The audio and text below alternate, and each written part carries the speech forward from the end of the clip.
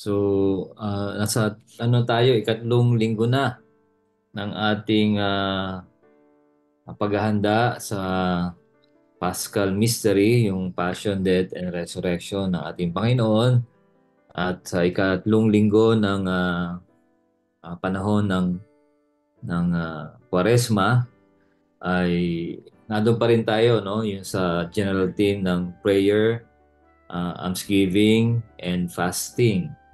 And here, sa ating pagninilay, tinam natin yung kabuuan ng mga pagbasa, yung first reading, second reading, and the gospel. So, sa first reading ay naandyan yung 10 utos ng ating Panginoon kung saan tayo ay inatasan na sumunod yung 10 utos na tinuro naman sa atin nung tayo ay bata pa. At yung unang tatlo dyan ay tungkol sa pagmamahal natin sa Panginoon. Kung paano natin siya nirerespeto, ginagalang at sinasamba.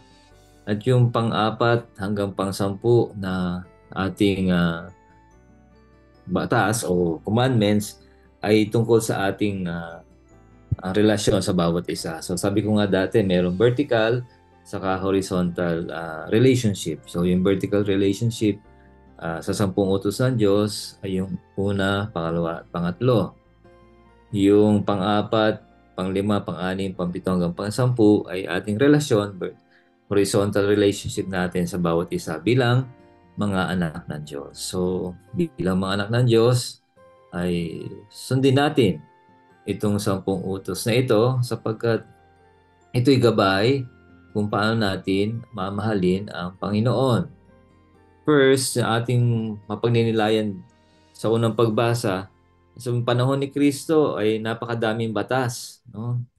Napakadaming batas kahit nung Lumang Tipan, Old Testament, sa time ni Moses ay itong 613 na mga batas ay ginawa ng mga gumagawa ng batas, yung mga eskriba, itong mga nag-aral ng Biblia ay napakadami nilang isinulat. Kaya naman nang dumating si Jesus, sinamarize niya ng dalawa lang, no? Yung the greatest commandment to love God and to love ourselves as we love our brothers and sisters. So itong batas na ito ay importante para mas malaman natin kung paano natin, no, sasambahin ng Panginoon, paano natin mapaglilingkuran ng Panginoon. Kasi may tatlong misyon tayo bilang mga anak ng Diyos, misyon ng simbahan at misyon natin. Una, yung paano natin siya sasambahin, how we worship God, how we pray to God, how we encounter God. So in the celebration of the Eucharist, no, ay yung pinaka mataas na antas ng panalangin ay ang banal na misa kung saan si Jesus mismo ay bumababa. So yung how to worship God, paano natin siya sasambahin, no? Paano tayo ugnayan sa ating Panginoon. Yung isa pa na mission natin, natanggap natin kay Kristo, ay yung paano natin mapagsisilbihan ang mga mahihirap. So how to serve our brothers and sisters, especially those who are in need. So meron tayong 7 call for our works of mercy na sinabi ko dati na during Lent ay hindi natin lang gagawin ito, kundi susuriin natin kung paano natin ginagawa yung seven call for our works of mercy. Sana naalala pa, no? Yung paano natin pinapakain nagugutom, nabibigyan ng tubig ang mga nauuhaw, binibigyan ng damit ang mga hubad, binibisita yung mga may sakit, saka yung mga nakakulong, binibigyan ng magandang tahanan yung mga walang bahay, at ililibing yung mga namatay.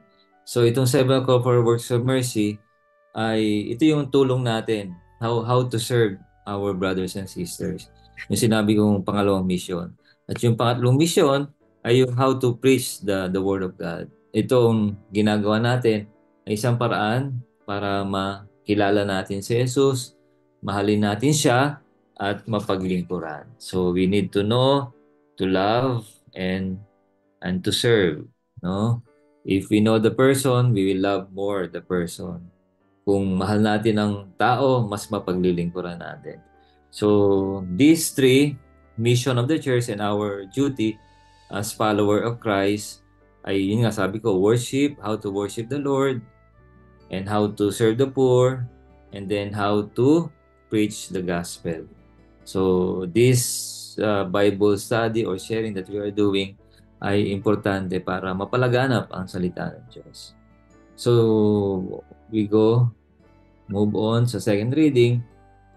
Second reading naman ay si Jesus, no? Si Kristo ay ang hinihintay na darating, pinaghandaan ng Old Testament hanggang sa pagdating ng Bagong Testament, no? Bagong Tipan, ay si Jesus ang hinihintay na Mesaya ng tagapagligtas.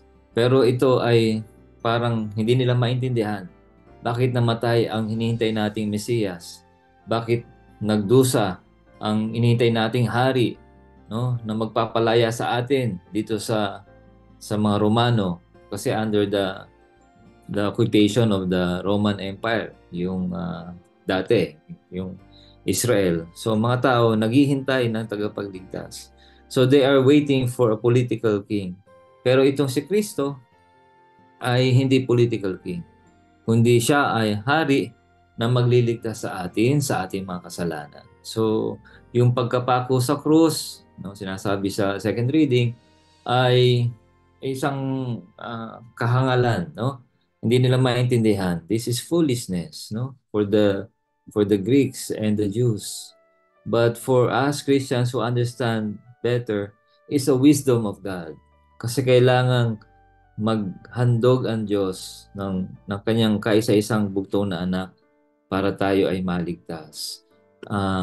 Last Sunday o yesterday, yung reading, last Sunday reading pala, ay yung inalay ni Abraham, di ba? Yung kanyang bugtong na anak ni Isaac. Pero si Jesus hindi nakaligtas, ang bugtong anak ng Diyos. So sinasabi ng tao, here is Isaac, my son, I will offer to you. Pero ang Panginoon sumagot, here is my only begotten son, I will offer for you, for your salvation. So napakaganda ng ganong dialogue ng Diyos at ng mga tao in the person of Abraham. So balik tayo sa second reading. So maybe for us, it's humanly impossible how God offer His life for us. Diyos naman siya, but kailangan niyang mamatay sa krus. So if we try to understand yung pag-aalay ng buhay ng ating Panginoon, ay isang paraan para tayo ay maging anak muli, no? Maging aking muli. Napakaganda ng kanta na yun, no? Maging aking muli.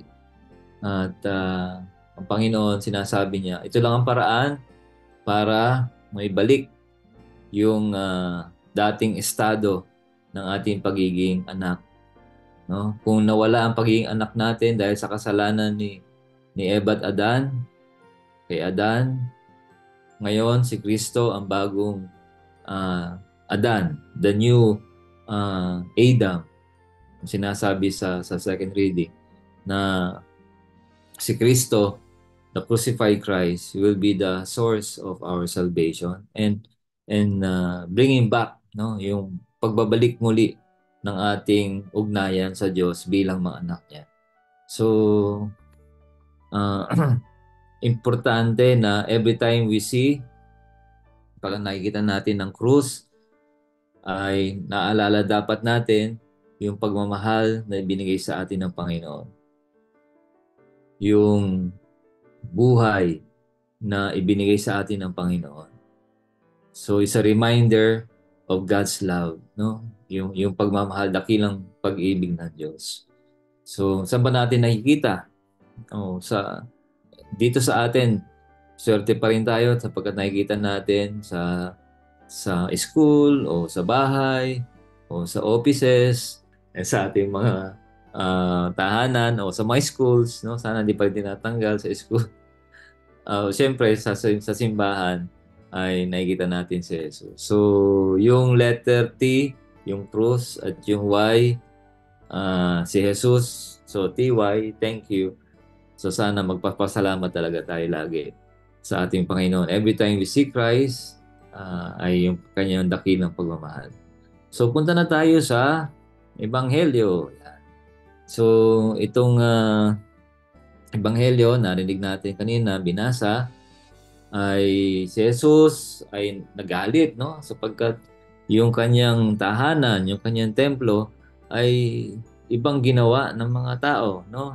Naging abala na sila sa mga pagbili ng iaalay. Actually, itong mga hayop ay ginagamit na sacrifice, no? Animal sacrifice. So, ang gulo-gulo talaga doon, no? Madugo, madumi. Tapos ginagawa talagang business center yung tahanan ng Diyos. So parang nawala na yung ano bang purpose ng simbahan? Why we are going to the church, no, in our present situation? Why we are going to the church? Bakit nga ba tayo pumupunta sa simbahan? So baka nakalimutan natin yung totoong ah, purpose. Ito ay bahay dalanginan. Sa prayer for worship, a place for prayer, no? Kaya nga importante yung krus, yung crucified Christ ay nakikita natin sa simbahan at malaki dapat 'yon, no? Unang-una dapat nakikita. So depende sa design, depende sa simbahan kung anong patron, minsan ay hindi natin gaano nakikita ang krus. Pero most of the time, sa mga old churches ay we see Christ, no? Yung crucified Christ.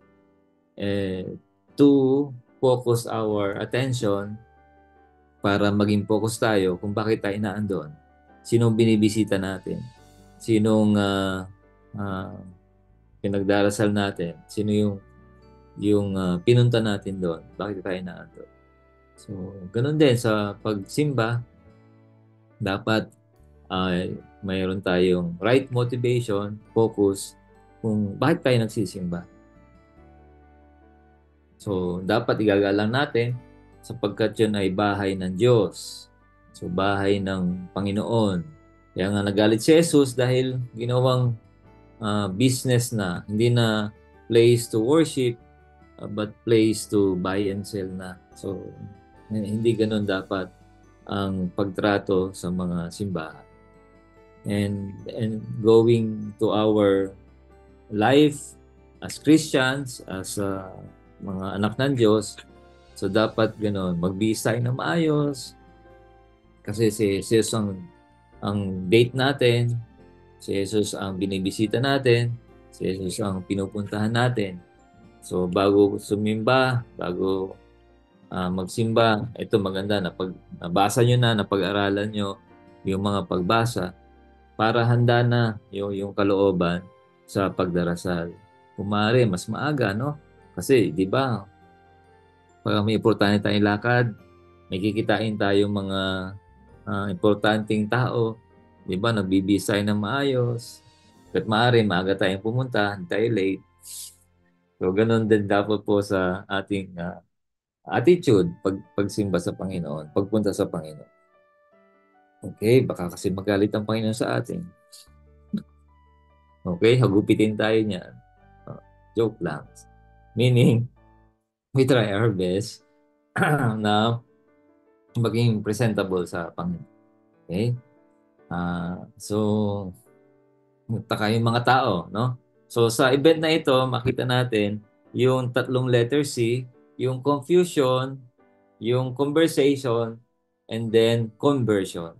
So, confusion, no? Hindi na maintindihan bakit nagalit si Jesus. Bakit hinagupit yung mga tabi, binaligtad yung mga table, no? Ano pang kalokohan to? Ginagawa naman ito ng matagal ng panahon, no? Tapos ngayon, darating ka, manggugulo, no? So parang confusion. Yung mga tao nagtataka, o ba? Ano ba? Ang karapatan mo. Ano bang senyales na ikaw talaga ang Mesiyas? Na ikaw ay may karapatan na gawin ang mga ginawa mo. So, naghanap yung tao, nagtanong ang tao. Pero kasi nga hindi nila maintindihan yung ginawang paghagupit, no, ni Jesus, no, nasaktan yung mga tao. Di ba, propeta ka, rabay ka, ba't mo ginagawa yan? So, hindi nila naintindihan, confusion. Kasi nga, hindi na nila alam kung sino si Jesus, kung ano yung mission niya, ano yung purpose niya, kung bakit siya naandyan sa lugar na yan, no? At bakit siya pinanganak sa mundo. So, parang gano'n. Kung hindi natin maintindihan, ay may confusion talaga tayo. Hindi natin alam. No? Sabi ko nga, nung unang Sunday of Lent, second Sunday of Lent, at ito pangatlo, laging may confusion, no? Na hindi nila maintindihan. At ngayon, unti-unti nilang maintindihan yon, yung pagpapahirap, kamatayan, at muling pagkabuhay ni Jesus. So tayo, naintindihan natin, pero noon, hindi na naintindihan yon. So tayong mga nagbabasa, tayong mga nag-aaral, ngayon mas maliwanag. Oo, naintindihan na natin. Kaya importante na mag-aral talaga para mas lalo natin maintindihan yung mga bagay-bagay, lalo na sa ebanghelyo, sa mga pagbasa. Okay? So, importante dito yung ating pananampalataya. So, tayo kanina, yung confusion, no, normal yon, but there should be conversation. So, nag-usap sila, oh, bakit mo ginawa ito, Jesus? No? Ito'y tinayo, sabi ni Jesus, ito'y masisira, magigiba, at itatayo sa ikatlong araw. Paano mangyayari yun? No? 50 years nilang ginawa yung templo. Tapos sasabihin mo, 3 days lang? Ano ka? Ano to, joke? Ha? Anong nangyayari dito? So, may dialogue doon, may conversation. Ang tinutukoy doon ni Jesus ay yung kanyang buhay, no? Na ikatlong araw, no, ay mabubuhay uli. So namatay siya, nagdusa, namatay. Pero sa ikatlong araw ay mabubuhay uli. So yung resurrection na yung sinasabi. So hindi pa rin maintindihan ng mga tao yun. Kailang i-dialogue natin. In our life also, as we grow in our uh, faith, paging mature sa ating pananampalataya, kailangan din natin mag-journey into conversation. No? Tanungin natin yung Panginoon. Magnilay tayo. Mag-recollect tayo. Kaya itong 40 days of Lent is really a wonderful days of recollection and retreat. Because every day, new readings, new gospel, in order na ang simbahan natin talagang ginawang ganon, no, para sa ating pagbabagong buhay. So yung pangatlong letter C nga ay yung conversion. So importante na may magbabago sa atin, no? Kung last time ay nagbago ang anyo ni Jesus sa Transfiguration na Sunday, so ngayon hindi lang yung panlabas, ano yung pagbabago ng ating buhay every time you celebrate Lent. Dapat may magbabago sa atin, ha? Magbabago para sa kabutihan, ha? Hindi para sa samaan. Bagong relasyon, hindi bagong asawa, kundi bagong relasyon sa iyong asawa, no?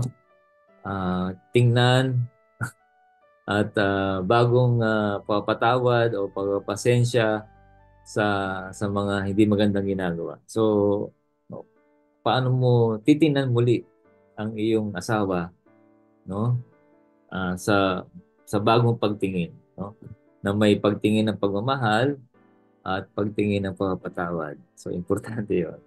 And then, of course, we believe that everything will goes well kasi nga nandiyan naman si Jesus para baguhin tayo. Okay?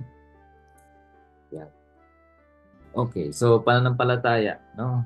Importante sa mga pagbasa natin, kay itong kanina, yung commandments, tapos yung crucified Christ as the wisdom of God, and then itong gospel ay how do we see our following to Christ, no?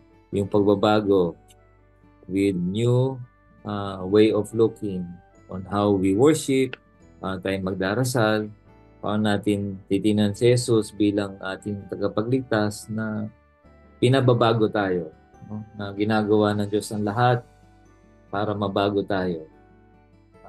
May pagkakataon tayong magbago.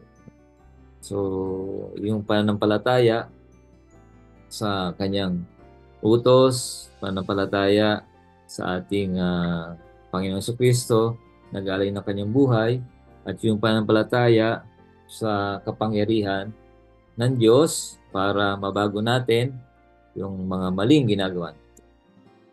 Okay.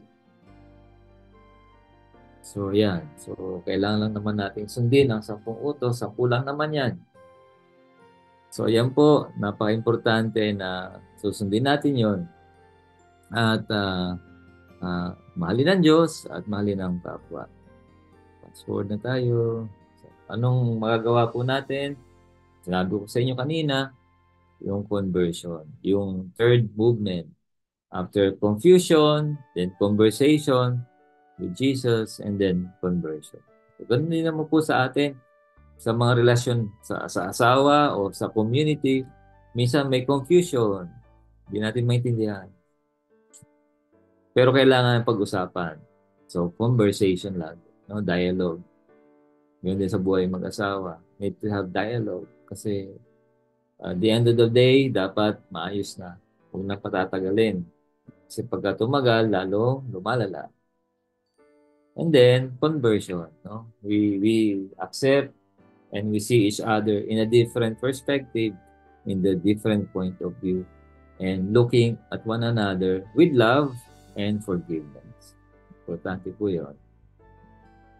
Okay, so ang Eucharist, ang sikreto kung paano natin makikita ang dakilang pagmamahal ng Diyos. So binigay ng Diyos ang lahat, pati ang kanyang anak, at ginagawa natin, tinatanggap po natin yon sa ating misa.